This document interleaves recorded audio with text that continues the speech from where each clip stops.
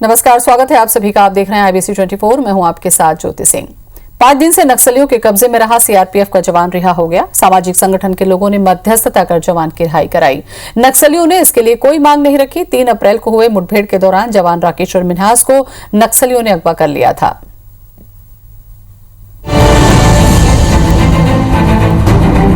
रस्सी में बंधे CRPF के कोबरा बटालियन के जवान राकेश्वर मिन्हास की ये तस्वीर नक्सलियों के जन अदालत की है, जहां सैकड़ों आदिवासियों के बीच नक्सली जवान को लेकर आए हैं। जवान को जन अदालत में लाने के बाद उसकी रस्सी खोली जाती है। उसके बाद जवान को मध्यस्थता करने गए सामाजिक लोगों और पत्रकारों के हाथ सौंप दिया गया।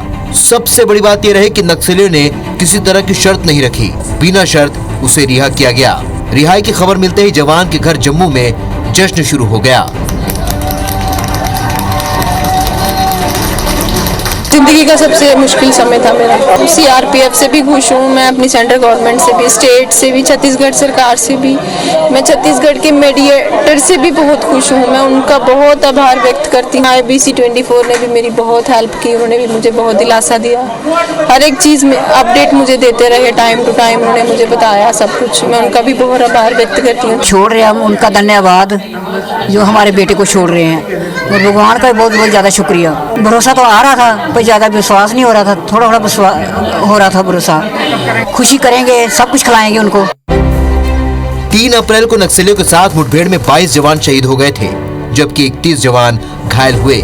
इसी दौरान राकेश मिन्हास को नक्सलियों ने अगवा कर लिया, जिसके बाद से लगातार जवान के रिहाई को लेकर बात चल रही थी। नक्सलियों ने रिहाई के लिए मध्यस्थ बनाने का संदेश भिजवाया। उसके बाद मध्यस्थों ने कोशिश शुरू की। 4 मध्यस्थ जवान की रिहाई के लिए रवाना हुए। माता रुक्मणी सेवा संस्थान के अध्यक्ष धर्मपाल सैनी, मुरतुंडा के सरपंच सुखमती हक्का, गोंडवाना समन्वय समिति के अध्यक्ष तेलम बोरैया और रिटायर्ड शिक्षक रुद्र करे ने मध्यस्थता की। खुशी भी है और निश्चित रूप से परिवार के चेहरे पे प्रसन्नता देख रहा था कि जम्मू में बैठे हुए लोग कितने दुखी और चिंतित थे। अब फोर्स को भी राहत मिली और कि कम से कम उनके जवान वापस आया, सुरक्षित वापस आए, जिन्होंने मध्यस्थता की। निश्चित रूप से इसमें सफलता मिली है। मैं उन सभी को धन्यवाद दूंगा। रिहाई के बाद जवान को लेकर मध्यस्थ तर्रेम थाना पहुंचे, जहां पर CRPF के अधिकारी और जिला पुलिस के अधिकारी मौजूद थे। वहां राकेश्वर मिन्हास का मेडिकल परीक्षण किया गया। प्रमुख जो है समाज सेवी लोगों से, उनके माध्यम से संपर्क किया गया। साथ ही उसमें कुछ मीडिया के भी साथी थे। वो सभी को जो है से संपर्क करके जो है माओवादियों की चंगुल से हमारे जो जवान है उसको सकुशल रिहा करें। अगवा जवान के सकुशल वापस आने के साथ ही ये संकट तो खत्म हो गया, लेकिन नक्सलवाद का संकट बरकरार है। जब तक कड़ाई से इसका मुकाबला नहीं किया जाता, तब तक स्थायी समाधान नहीं निकलेगा। के संतोष, IBC 24, बीजापुर। बीजापुर में बड़ी घटना को अंजाम देने के बाद बैलाडीला क्षेत्र में भी नक्सली अब उत्पात मचाने लगे हैं। गुरुवार को नेरली ब्रिज के पास के रेलवे लाइन के दोहरीकरण के काम में लगे पोकलेन को नक्सलियों ने आग के हवाले कर दिया। घटना सुबह करीब 9 बजे की बताई जा रही है। बड़ी संख्या में आए नक्सलियों ने ग्रामीणों को वहां से खदेड़ दिया और पेड़ों में पोस्टर चस्पा कर दिया, जिसमें केंद्र और राज्य सरकार को पुल पुलिया और रेलवे दोहरीकरण न करने की बात लिखी गई है। घटना को भैरमगढ़ एरिया कमेटी ने अंजाम दिया है। घटना की सूचना मिलते ही जिला बल और CRPF 230 बटालियन के जवान मौके पर पहुंचकर आग को काबू में किया। हम इस वक्त खड़े हैं नेरली ब्रिज के सामने, जहां रेलवे दोहरीकरण का काम चालू था। यहाँ पे नक्सलियों ने बड़ी संख्या में यहाँ आकर एक JCB जो रेलवे के दोहरीकरण, रेलवे लाइन का दोहरीकरण चल रहा है काम, उस पर ये लगा हुआ था। इसको आगजनी करके पूरी तरह से जलाकर ख़त्म कर दिया है। इसके अलावा इस क्षेत्र में जो नक्सलियों ने बैनर पोस्टर भी लगाए हैं, जिसमें साफ तौर से कहा गया है कि जो रेलवे का दोहरीकरण किया जा रहा है उसे बंद करें, और जो युद्ध जो नक्सलियों के खिलाफ चलाया जा रहा है सरकार, उसे भी बंद करें। जितेंद्र चौधरी, IBC 24, बचेली। कोरोना के बढ़ते प्रकोप के बीच छत्तीसगढ़ में एक बार फिर वैक्सीन पर सियासी तकरार शुरू हो गई। केंद्रीय स्वास्थ्य मंत्री हर्षवर्धन ने ट्वीट कर छत्तीसगढ़ सरकार की नीतियों पर सवाल उठाया, तो इधर छत्तीसगढ़ के स्वास्थ्य मंत्री TS सिंहदेव ने ट्वीट का जवाब ट्वीट से दिया। सिंहदेव ने आंकड़ों के साथ जवाब देते हुए केंद्रीय मंत्री पर जनता को गुमराह करने का आरोप लगाया। तस्वीरें पुडुचेरी की हैं। जब प्रधानमंत्री नरेंद्र मोदी ने कोरोना वैक्सीन की दूसरी खुराक लगवाई। पीएम ने जिस भारत बायोटेक की कोवैक्सीन की दोनों डोज पूरी की, छत्तीसगढ़ में उसी कोवैक्सीन को लेकर सियासी वार पलटवार जारी है। वैक्सीन को लेकर केंद्र और राज्य सरकार एक बार फिर आमने सामने है। इस बार संग्राम की शुरुआत केंद्रीय स्वास्थ्य मंत्री डॉक्टर हर्षवर्धन के एक ट्वीट से हुई। दरअसल डॉक्टर हर्षवर्धन ने अपने आधिकारिक ट्विटर हैंडल से छत्तीसगढ़ सरकार को घेरते हुए लिखा कि छत्तीसगढ़ सरकार ने DCGI द्वारा आपातकालीन उपयोग प्राधिकरण दिए जाने के बावजूद कोवैक्सीन का उपयोग करने से इनकार कर दिया। राज्य सरकार अपने कार्यों से लोगों की जान ही संकट में नहीं डाल रही, बल्कि दुनिया में गलत संदेश भी दे रही है। डॉक्टर हर्षवर्धन के इस ट्वीट के बाद छत्तीसगढ़ बीजेपी ने भी सरकार के खिलाफ मोर्चा खोल दिया। बीजेपी के राष्ट्रीय उपाध्यक्ष और प्रदेश के पूर्व मुख्यमंत्री डॉक्टर रमन सिंह ने केंद्रीय स्वास्थ्य मंत्री के ट्वीट को रीट्वीट करते हुए छत्तीसगढ़ सरकार को आड़े हाथ लिया। कोरोना संकट के समय में मतभेद भुलाकर साथ लड़ना चाहिए, लेकिन कांग्रेस सरकार को इसमें भी राजनीति करने में शर्म नहीं आ रही है। जिस स्वदेशी वैक्सीन पर पूरी दुनिया को भरोसा है, उस पर सिर्फ कांग्रेस को शंका है। याद रखना, छत्तीसगढ़ तुम्हें कभी माफ नहीं करेगा।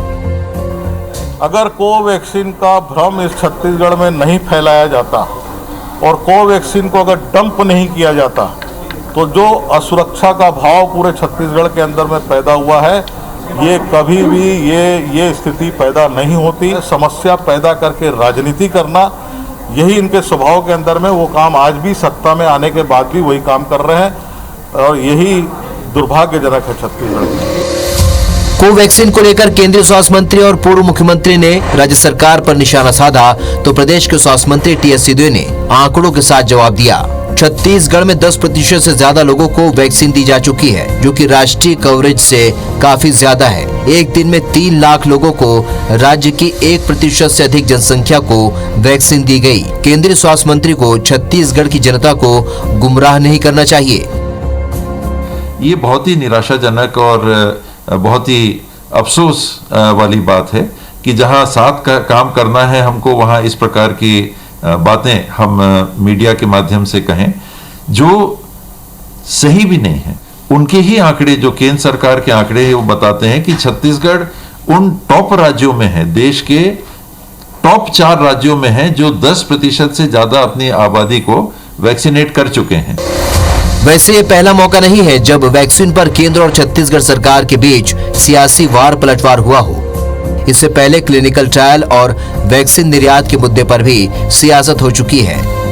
बहरहाल छत्तीसगढ़ में वैक्सीनेशन के आंकड़ों पर नजर डालें तो 7 अप्रैल तक राज्य में वैक्सीन की 36,36,000 वैक्सीन की डोज दी जा चुकी है। इसमें 2,95,000 से भी ज्यादा हेल्थ केयर वर्कर को पहली डोज, 1,92,000 को दूसरी डोज, इसी प्रकार 2,42,000 फ्रंटलाइन वर्कर को पहली डोज और 1,31,000 से भी ज्यादा लोगों को दूसरी डोज दी जा चुकी है। वहीं 45 साल से अधिक आयु वर्ग के 25 लाख से भी अधिक लोगों को पहली डोज और करीब 50,000 लोगों को दूसरी डोज दी जा चुकी है। इस बीच छत्तीसगढ़ में कोरोना 10,000 ही हो गया है। पिछले 24 घंटे में रिकॉर्ड 10,310 नए मरीज सामने आए, जबकि 53 लोगों की मौत हो गई। कोरोना के बढ़ते संक्रमण और ट्विटर पर वैक्सीन पर जारी घमासान के बीच मुख्यमंत्री भूपेश बघेल ने भी ट्वीट कर पीएम से अनुरोध किया है कि वैक्सीनेशन की न्यूनतम उम्र 18 साल की जाए। Bureau report IBC 24। छत्तीसगढ़ की राजधानी रायपुर में कल शाम 6 बजे से टोटल लॉकडाउन होगा। इससे पहले रायपुर के बाजारों में भारी भीड़ देखी गई। राशन और सब्जी की दुकानों में भारी भीड़ देखने को मिली। इस बीच सब्जियों के दाम भी आसमान छूने लगे। वहीं शराब की दुकान में भी भारी भीड़ रही। तो राज्य के दूसरे जिलों में लॉकडाउन के संबंध में स्वास्थ्य मंत्री सिंहदेव ने कहा कि कलेक्टर स्थानीय स्थिति को देखकर फैसला लेंगे। राजनांदगांव में भी 10 अप्रैल के दोपहर 12 बजे से 19 अप्रैल की सुबह 6 बजे तक लॉकडाउन का ऐलान कर दिया गया। बिलासपुर में भी बीजेपी के एक प्रतिनिधिमंडल ने कलेक्टर से मुलाकात की। उन्होंने शहर के हालात और बढ़ते संक्रमण को लेकर चर्चा की। सरगुजा जिले में भी कोरोना संक्रमण बढ़ गया। बढ़ते मरीज के बीच अंबिकापुर मेडिकल कॉलेज में 40 ऑक्सीजन बेड बढ़ाए जा रहे हैं। उधर कोरिया जिला कलेक्टर ने व्यापारियों और जनप्रतिनिधियों के साथ बैठक की, जिसमें फैसला लिया गया कि फिलहाल लॉकडाउन नहीं लगाया जाएगा। उधर पुलिस थानों में बढ़ रहे कोरोना संक्रमण पर गृह मंत्री ताम्रध्वज साहू ने पुलिस अधिकारियों के साथ वर्चुअल बैठक की। इस दौरान गृह मंत्री ने पुलिस के लिए नए दिशा निर्देश जारी किए। अब गिरफ्तारी के बाद हर आरोपी का कोरोना टेस्ट होगा। तो लॉकडाउन की खबर सुनते ही बाजारों में भारी भीड़ देखने को मिली। तो कल शाम 6 बजे से रायपुर लॉक होगा ताकि कोरोना संक्रमण की रफ्तार को ब्रेक लगाया जा सके। इसके लिए जरूरी है कि हमें अपने घरों में रहना होगा।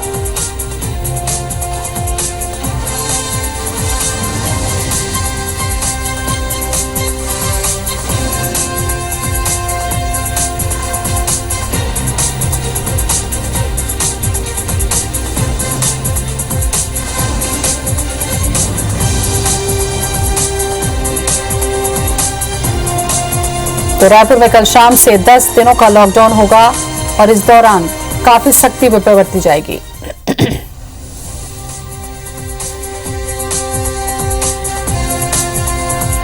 तो कोरोना की दूसरी लहर खतरनाक है और जिस तेजी से संक्रमण फैल रहा है उसके मद्देनजर अलग अलग जगहों पर लॉकडाउन किया जा रहा है और सख्ती से इसका पालन भी कराया जाएगा ताकि इसकी रफ्तार को रोका जा सके।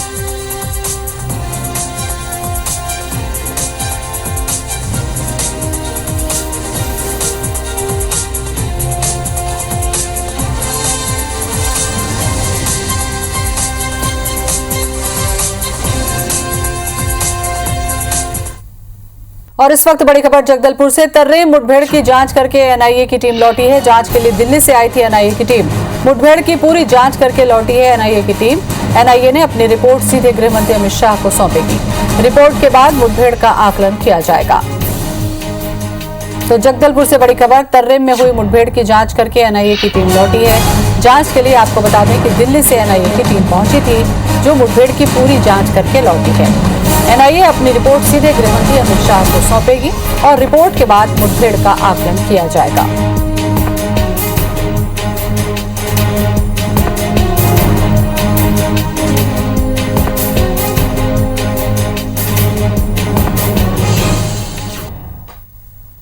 और इसी के साथ बुलेटिन में फिलहाल इतना ही। आप हमारी खबरों को IBC 24 की वेबसाइट पर भी देख सकते हैं। नमस्कार।